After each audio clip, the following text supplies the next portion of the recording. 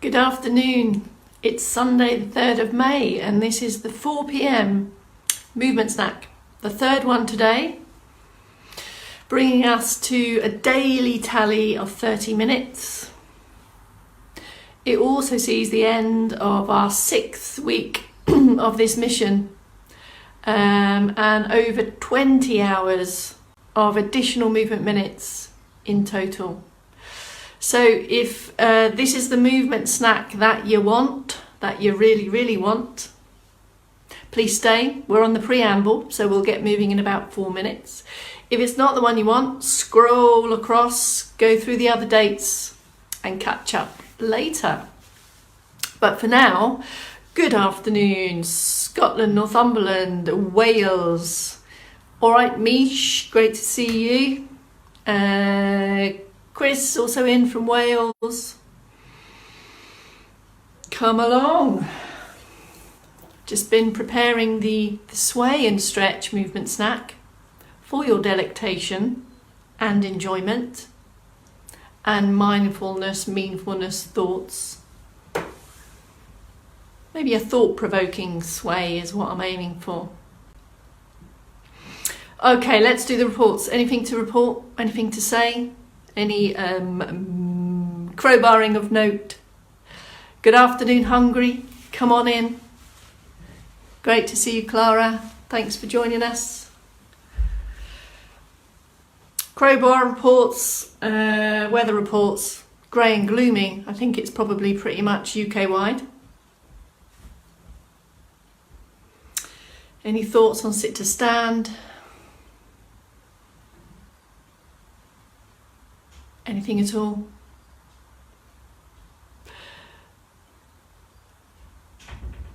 Just having a look.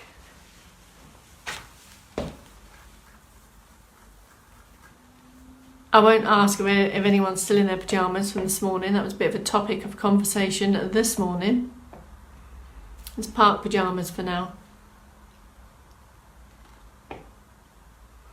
I think we've got about 2.5 minutes. Wondering where Deb Lawrence is. We were just talking about the time warp. Let's do a movement snack again. Good afternoon, Lee. Good to see you. Greece has arrived. Deb has arrived from Wales. Assuming you haven't been doing the time warp, Deb.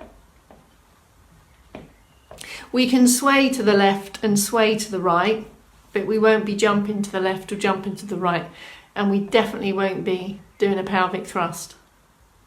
That's not on the menu. What you will need is somewhere to sit if you want seated options. Something steady, stable, firm and fixed external support. If you plan to do the sway in standing, either or both, mix between those two postures, sit or stand, whatever best for you. And I think we're almost on a 3, 2, 1 countdown. I've got my notes, my comprehensive notes, here they are, just to remind me what I said I would do. Sway medley. Bit of a sway medley and then a stretch selection. Should we do it? 3, 2, 1. Good afternoon. My name is Bex Townley. Welcome to Sunday the 3rd of May, the third movement snack today. We're in the business of accumulating even more movement minutes over and above anything else you're doing in your day. And every movement that we do here in the snacks will relate to activities of daily living in some way. And in the 4 p.m. movement snack now, we have some weight transfer, some sway, whereby we think about the trunk movements, our arm movements, head movements, weight transfer, all working together, and then we have a stretch. So pick your position, please, folks. In standing, make sure you have some fixed stable external support, and obviously seated chair that is comfortable for you. We start every movement snack with a minute or so of circulation boosting. This involves some weight transfer, some weight shift from one leg to the other, commonly known as marching on the spot. Take up some support here appropriate to your height. Once you've started that march action or that walk action on the spot, then we can start to think about the prompts to optimise that even more. So lengthen taller through the centre, lift open through the chest, and consider ankles, feet and toes. Use those to generate this march action. Continue with that in stand at a pace that's comfortable for you. Here are the seated prompts. Hip walk forward away from the back of the chair. This enables us A, to mobilise the hips, B, free up the leg position, but most importantly enables us to do the support work from the posture and not the chair. Options here, ankle, feet and toes always is the instigator of this march action. Can you see? So it's my ankles and feet that are really driving this knee movement. Then arms either together, one or two, bringing in the legs, steady pace. It may be comfortable for many reasons just to link those hands together and perhaps bring all in the mix. Or it might just be top half, or it might just be bottom half. It's entirely at your decision and discretion. Just check this march here. I've got a bend at the elbow. This enables me to focus on this backward squeeze with the elbow so I can really optimise this upper body posture and shoulder movement. Take a pause at the end of that circulation boost. We should just feel the need to take a couple of deep breaths. You'll feel a little flurry of circulation boost. That's what we want it to do. Shouldn't be exhausted, shouldn't be breathless. Now we move into a little bit of sway before the stretch. Couple of options today for you. So this is a sway medley. Have a look. Do it in either sit or stand, pick your position, and whichever one you like, just stay with it. So just have a look, pick the one that feels good for you. And we're going to start with the arm, the upper body action. So feet are still for now, sitting, lifting up, and we're going to start, I'm going to turn sideways with a forward and back swoosh here. My arms, as you can see, barely go behind me, so they stop at the hips and brush forward. So these are long arms, my shoulders are down, small movements forwards and back. Can you see I'm turning palms forward, palms back? And this can be as slow and as small as you like. And really try to get that palm open and then palm back position, if it feels good for you. Take a pause. In seated, depending what kind of chair you're in, having the arms down in this position might not be an option. So here's the seated option. It's a swoosh from left to right, and we are going to do that in standing now as well. So it comes here and across the body. And can you see I've got a little bit of turn through the trunk as well, there and there. Okay, all right, pause. Let's add in the legs. So all of this comes together to bring in a more of a coordination challenge and a weight transfer challenge. Use external support if you need. Feet are a little bit wider than hip, just a fraction. And this is as small as you like. It's a weight shift from side to side. Both of my feet stay in contact with the floor. And it's a shift. I stay lift, I keep my length in the centre here. Shift, shift. It's very small, as small as you like. And we can keep hands in contact with support, and they move with you on this. Let's layer in either the first or that second arm movement that we did. So here's the sway, and then here's the arms. Small and slow. Slow, slow, slow. Now any kind of movement that's going to shift body weight from one way to the other. It's going to challenge balance to a lesser or greater degree. So you can do this with single hands. Keep your hand on the support here or somewhere a little bit higher. And in seated, it's going to shift across the buttocks, just a little bit left to right, all on that lifted posture, either forwards and back here or swishing around here. So both the hands are turning. And if that's something you would like to try, you can try this on a table first, and you can take that movement literally across the table with that sideways movement. Small, small, small, small, small. So these movements are bringing in arms, shoulders. We've got this turn of the hands, and we've got a little bit of rotate, a little bit of turn through the trunk as well. If you would like, we can then mix it up with alternating. So let's go for one forward, one back on those hands. Bring in the sway when you want to. And if you're in seated, we can come here and here. Or if standing, whichever you fancy. So we've got quite a lot going on. We've got the arm action, open, close, and we've got the little bit of sway left to right. Now all of these movements serve just to replicate the coordination challenges of daily life, but in an environment in this 10 minutes where we can think about that, be more mindful of this weight shift. And if things start to go haywire, we just stop and build it up again and start again. So just pick one that feels right for you and build it up over these days. It's a balance challenge, so it's going to improve your balance over time, coordination. And I'm looking at my phone here, so it might help to look in a mirror as well, or do it in pairs, do it in partners.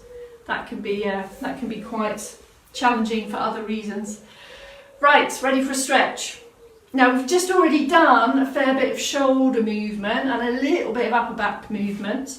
We're going to go into our chest stretch position, but before we do that, just have an extra open and close. We talked about a virtual hug yesterday.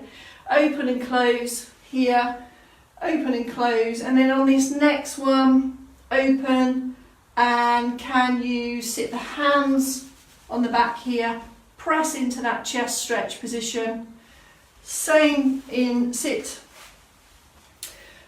Short hold, 8-12 seconds, maintain normal breathing, keep the shoulders down. If you've had enough of that after a few seconds, you just go in and out, move slowly in and out of these positions. So don't force any of this. If in this open stretch position, if you feel you can't get a deep enough breath, just relax out and go in again. So these are new positions. They're going to take a while to learn as flexibility and mobility improves. And release, have a relax. Okay, just before we do the back of the arm, we did this yesterday. Just do a progress check on mobility of your shoulder. So how far around the head can you lift the arm? Keep the shoulders down. Can you get to the back of the head? Can you get to the back of the neck? And there's no right or wrong position. It's just for you to feel and be aware, how is your mobility on the left side and the right side. So just to be aware of that. So now when we put in these stretches, we could hope over time to see some improvement in those types of range of motion. So ease the elbow up to a point that you feel that's the comfortable limit of that position, and then hold it there. By definition, this is the stretch position, and we're just holding that 8-12 seconds max, and then ease it down. Or you could choose to go straight up into that extension position here, and there'll be many reasons why that may or may not feel comfortable for you. So if straight arm above head isn't on your radar at the minute or on your menu, we can help ease that. We can support the arms in and out of those raised positions. Having both arms above head is functional. We need to do it in daily life, either for lifting high shelves, hanging out the washing. Lots of reasons why we need to be up here.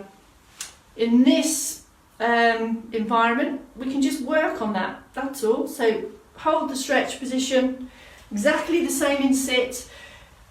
If your balance is even slightly challenged, just sit down, it's not important now. The focus is this stretch movement here. So just to reiterate on this, this is the hold position here, 12-ish seconds. This position here is just a couple of seconds and then it comes back out again. And supporting the arms, if you can, is can aid getting into those positions. Ready for the next bit? Back and thigh stretch. Have a sit for this one, or if you're familiar with the standing option, stay stood, buy some support. For now, I'm going to show it in sits. Hip walk forward, hip walk forward. Straighten the leg as far as you comfortably can. Relax the foot, by that I mean it's just comfortably active, it's not flexed. Might help for the foot to be down, it depends. The knees a little bit bent, and then here's our tilt position here, so that I'm as long as I can be. Slowly, slowly, slowly. And in previous we've talked about just as you come into that hinge position, just have a little check. How far can your fingers get? This movement, this stretch position is all about being able to get down to below knee activities, feet, toes, socks, shoes, gardening, but also relates to stride length, walking, slopes, stairs. Slowly, slowly, slowly come out. Same on the other leg. If lower limb stretches aren't appropriate for you or not an option for you, go back round on those upper side stretches, go back round on those trunk stretches. Here's the back of thigh again. The most critical bit about feeling this stretch sensation is the position here of the back. My back is straight. And you'll need to adjust, make adjustments at the knee, at the foot, at the hip to get that. Ease into that position, and over time you'll feel you'll be able to creep down a little bit more. Hand on here helps support the back as well, but can you see my chest is lifted? My gaze is directly forwards and in relation to my head and my neck position. Slowly in and out of these positions, slow, slow, slow. Okay, let's have just a little bit of that, a little bit of this, whether you're in sit or you're stand. Now we're on the calf stretch. Seated calf stretch. Upright trunk position, all the lift we talked about. Straight leg is the same as the hamstring. Just take the lock off that knee a fraction and then the toe come back towards you. So that's your seated option. And you may need to ease out of that and go into that again. But we're looking to build 8, 12, 20 seconds. But there's a lot of other requirements for that in seated. So just hold it for as long as you comfortably can. Ease it off and then go in again. That's the seated option. In stand, we mentioned yesterday about the two positions to support a more effective calf stretch or lower limb stretch. So we've got the step back position here. Control that heel down. Now you control the stretch by the size of this stride, and as you can see this has potential to challenge balance. Don't want it to challenge balance, so hands on the external support. If you're comfortable here, we can add our kind of sway concept again. I can press that heel down, I can lift the front toe up, I can take a little knee bend, and I can slowly work through a little bit of a sway that's going to incorporate some ankle mobility and some stretch. So we're going to put in a few of those, and then we're going to hold this one down. If you can't feel the stretch, you might need to ease it back a little bit. So the stretch is down the back of the lower leg, lifting up, and I've got some extra stretch here. Yesterday we spoke about stepping in, and if you're strong, steady and stable and confident on legs, we can take a little bend here. The heel stays down and you'll feel the stretch lower down in the calf at the point where it connects, kind of lower down at the heel, ease it out. Let me show you that again on the other side. So we took the step, it's either the calf stretch here, or we can add a little bit of sway and extra mobility to that. Toe up, heel up. It's slow, slow, slow. So I'm feeling my way across my ankles on a weight transfer.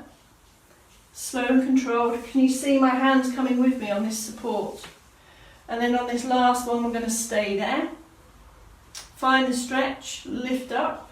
There's the first part of the calf stretch. But there's another part to be had if you would like.